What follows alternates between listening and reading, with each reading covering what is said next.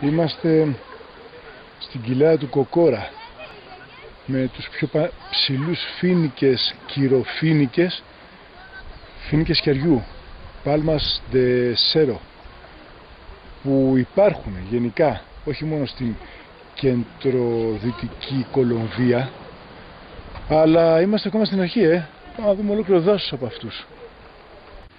Τα εντουράκια γαμάνε.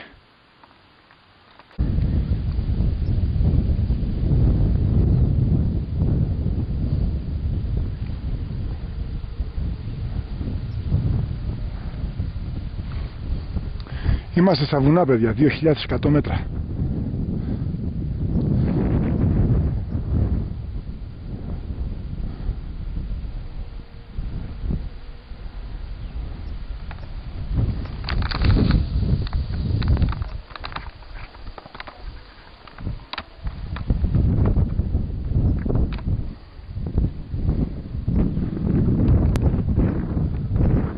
Πώς μας φαίνεται?